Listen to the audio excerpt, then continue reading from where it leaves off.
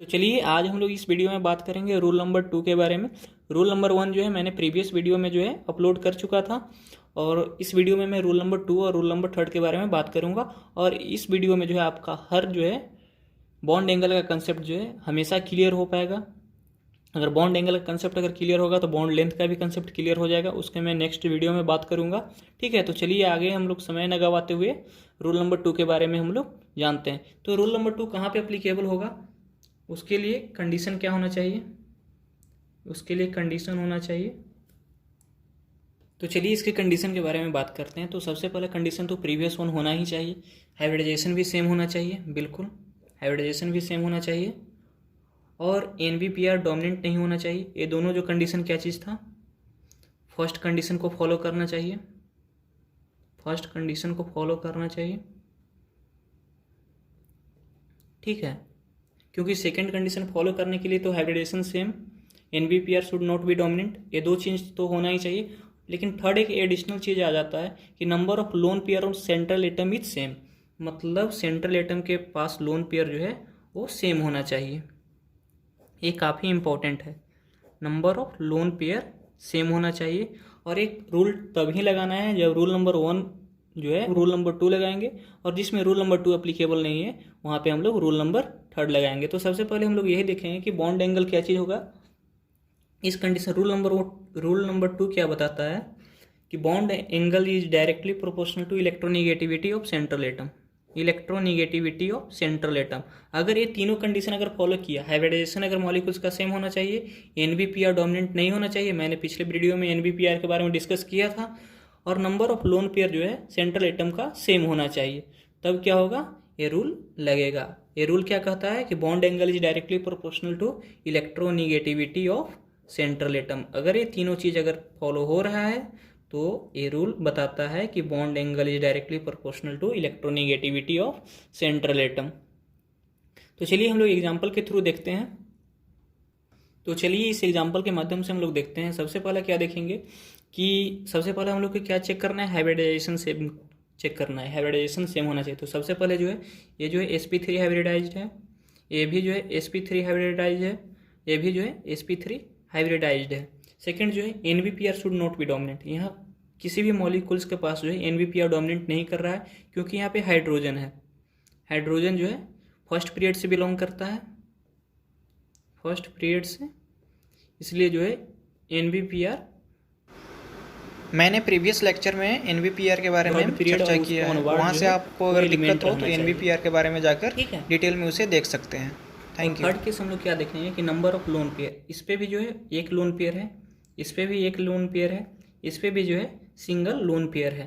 तो यहाँ पे तो सेंट्रल एटम्स के पास जो है वो क्या होना चाहिए, लोन पेयर बिल्कुल सेम है, तब ये सेकेंड रूल हम लोग लगा सकते हैं। सेकेंड रूल हम लोग लगा सकते हैं NH3 PH3 ASH3। तो सेकेंड रूल क्या बोलता है कि bond angle is directly proportional to electronegativity of central atom, तो यहाँ पे जो होना चाहिए क्या चीज़ होना चाहिए, बॉन्ड एंगल इसका A का ज़्यादा होना चाहिए, उसके बाद B का होना चाहिए, और उसके बाद C का होना चाहिए। आई होप आप लोग को इतना बात समझ में आया होगा। चलिए एक और एग्जाम्पल की बात करते हैं, CF4 और SiF4। बताइएगा आप लोग कि क्या इसमें जो है बॉन्ड एंगल किसका बड़ा है, किसका बॉन्ड एंगल जो है वो छोटा है। तो देखिए एक कंफ्यूजिंग टाइप का क्वेश्चन बन जाता है। सबसे पहले अगर आप रूल को अगर ढंग से अगर पढ़े होंगे तो आप बिल्कुल जो है वो इसे आप सोल्व कर सकते हैं। लेकिन आप रूल को अगर ढंग से अगर नहीं पढ़े होंगे तो आपसे सोल्व होने वाला नहीं है, एक क्लियर सी बात है। यहाँ पे जो है बिल्कुल सबसे पहला चीज़ है हाइब्रिडाइजेशन भी देखेंगे, सेम sp3 हाइब्रिडाइजेशन है, यहाँ पे भी जो है sp3 हाइब्रिडाइजेशन है। यहाँ पे भी सेकंड केस जब देखते हैं, फर्स्ट केस तो ये हो गया, सेकंड केस क्या देखना है कि NBPR डोमिनेंट नहीं कर रहा है, नहीं NBPR डोमिनेंट नहीं कर रहा है क्योंकि ये सेकंड पीरियड साइड एटम है,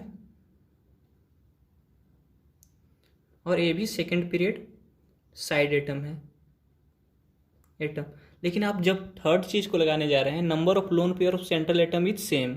ठीक है, यहाँ पे लोन पेयर सेम होना चाहिए, मतलब यहाँ पे अगर लोन पेयर अगर नहीं है तो लोन पेयर अगर सेम होना चाहिए मतलब क्या चाहिए, वहाँ पे लोन पेयर का प्रेजेंस होना चाहिए, और जहाँ पे लोन पेयर प्रेजेंस होगा वहीं पे जो है VSCPR थ्योरी हम अप्लीकेबल करते हैं। तो यहाँ पे जो है जीरो लोन पेयर है और यहाँ पे भी जो है जीरो लोन पेयर है। तो लोन पेयर तो जीरो जीरो सेम है, बट लोन पेयर रहने के लिए जो है कोई न्यूमेरिकल वैल्यू होना चाहिए। जीरो का क्या सिग्निफिकेंस है, जब हम लोग लोन पेयर की बात कर रहे हैं वहाँ पे अगर जीरो आ रहा है तो जीरो का कोई सिग्निफिकेंस नहीं है, जीरो का कोई सिग्निफिकेंस नहीं है, इसलिए क्या होगा कि इस केस में जो होगा CF4 और SiF4 दोनों का बॉन्ड एंगल जो होगा वो बिल्कुल सेम होगा, क्योंकि यहाँ पे लोन पेयर प्रेजेंस नहीं है। और थर्ड जो रूल बात करता है number of loan pair on central atom is same. Lone pair होगा तब ना जी, जब लोन पेयर होगा तभी ना हम लोग इसका बात करेंगे। जीरो लोन पेयर अगर आ जा रहा है तो जीरो लोन पेयर का VSCPR बात ही नहीं करता है, जीरो लोन पेयर का जो है VSCPR बात ही नहीं करता है, और हम लोग जो है बॉन्ड एंगल कैलकुलेट कर रहे हैं VSCPR थ्योरी से, ठीक है। तो यहाँ पे जो है बॉन्ड एंगल न्यूमेरिकल चाहे यहाँ पे दो चाहिए था, यहाँ पे भी लोन पेयर दो होना चाहिए, तो ये एप्लीकेबल हो जाता। जब लेकिन लोन पेयर जीरो अगर यहाँ पे आ जा रहा है और यहाँ पे भी जीरो आ जा रहा है तो कोई सिग्निफिकेंस इसका नहीं है, सिग्निफिकेंस नहीं है, तो दोनों का बॉन्ड एंगल जो है वो बिल्कुल सेम होगा। sp3 हाइब्रिडेशन है, NBPR डोमिनेंट, लेकिन थर्ड केस में फेल हो जा रहा है। Number of lone pair present होना चाहिए, लेकिन नंबर ऑफ लोन पेयर इसके पास नहीं है, ठीक है। होप आप लोग की इतनी बात समझ में आई होगी। अब हम लोग बात करेंगे रूल नंबर 3 के बारे में, और जब रूल नंबर 2 नहीं अप्लीकेबल होगा तभी हम लोग रूल नंबर 3 के बारे में बात करेंगे, अन्यथा जो है हम लोग रूल नंबर 1 और 2 से ही काम चलाएंगे। तो देखते हैं रूल नंबर 3 क्या है। तो हम लोग आगे प्रोसीड करते हैं रूल नंबर 3 के आसपास। तो सबसे पहले रूल नंबर 3 को जो है प्रीफर्ड करने के लिए कंडीशन होना चाहिए। कौन सा कंडीशन में जो हम लोग रूल नंबर 3 लगाएंगे, तो सबसे पहला होना चाहिए क्या कि जो रूल नंबर 1 और 2 में कॉमन था सेम होना चाहिए जिस मॉलिक्यूल कंपेयर कर रहे हैं। सेकंड चीज़ है NBPR डोमिनेंट नहीं करना चाहिए। थर्ड जो होना चाहिए क्या होना चाहिए, ये सेम सेंट्रल एटम होना चाहिए, same number of lone pair होना चाहिए सेंट्रल एटम पे, तभी जो है ये चीज़ हम लोग अप्लीकेबल कर पाएंगे। तब रूल नंबर 3 क्या बोलता है, जब इतना चीज़ जब फॉलो हो जाएगा तो रूल नंबर 3 बोलता है कि bond angle is inversely proportional side atom 1 electronegativity of side atom. जब इतना क्राइटेरिया को, ये तीनों क्राइटेरिया को अगर फुलफिल कर लेगा तब रूल नंबर 3 कहता है कि bond angle is inversely to electronegativity of side atom. काफ़ी इंपॉर्टेंट है, वेरी वेरी इंपॉर्टेंट है, ठीक है। जैसे हम लोग एक एग्जांपल के थ्रू बात करते हैं।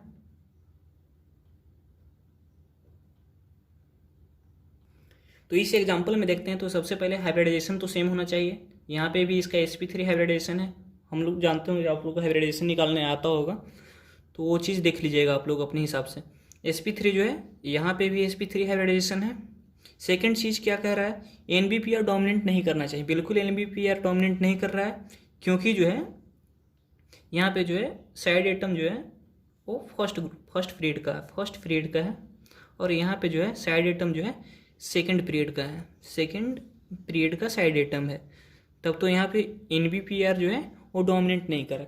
अब बात आया किस चीज़ का, same central atom and same number of lone pair. यहाँ पे हम लोग क्या देख रहे हैं कि सेंट्रल एटम भी सेम है, यहाँ पे भी नाइट्रोजन सेंट्रल एटम है और यहाँ पे भी नाइट्रोजन सेंट्रल एटम है, और दोनों सेंट्रल एटम के पास जो है same number of lone pair है, मतलब यहाँ पे भी एक लोन पेयर है और यहाँ पे भी एक लोन पेयर है।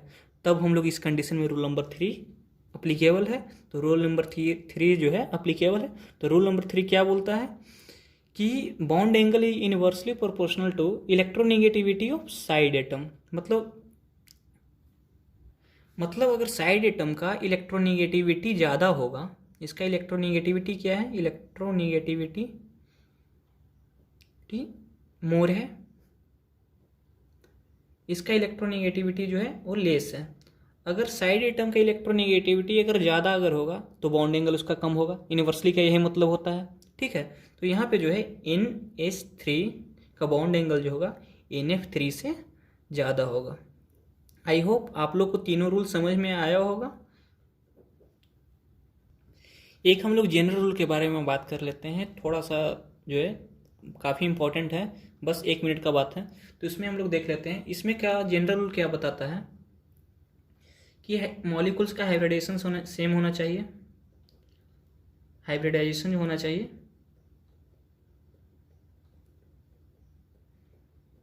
सेम होना चाहिए, NBPR डोमिनेट नहीं करना चाहिए, NBPR नॉट डोमिनेट नहीं करना चाहिए, और मॉलिक्यूल्स में number of loan pair on central atom अगर 0 अगर आ गया, ठीक है, तो उस केस में जो होगा all bond angles are equal. जैसे हम लोग कुछ एग्जांपल देख लेते हैं, यहाँ पे हम लोग कुछ एग्जांपल लिए हैं, वो चीज़ हम लोग देख लेते हैं। यहाँ पे कुछ मॉलिक्यूल जैसे CH4 आ गया, BH4 माइनस आ गया, BF4 माइनस आ गया, NH4 प्लस आ गया, PH4 आ गया, CF4 आ गया, CCl4 आ गया। यहाँ पे जो है सबसे पहला केस हम लोग क्या जानेंगे, हाइब्रिडाइजेशन सेम होना चाहिए, ठीक है। सब लोग का हाइब्रिडाइजेशन sp3 है, बिल्कुल सब लोग के पास है, आप निकाल के देख सकते हैं। सेकेंड जो है not NBPR dominant, NBPR dominant नहीं करना चाहिए, कोई भी मॉलिक्यूल्स में NBPR डोमिनेंट नहीं कर रहा है, वो भी आप देख रहे होंगे।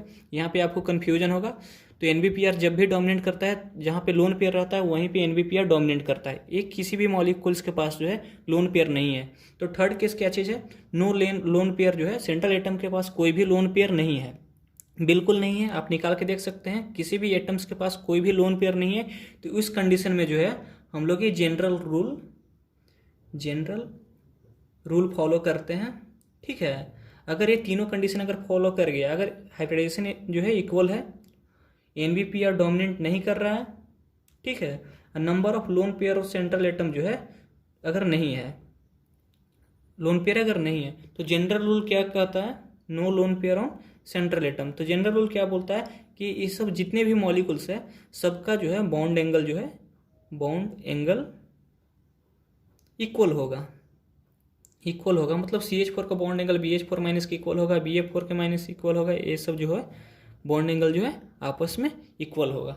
आई होप आप लोग की इतनी बात समझ में आई होगी, तो थोड़ा सपोर्ट कीजिएगा इस चैनल को। Thank you.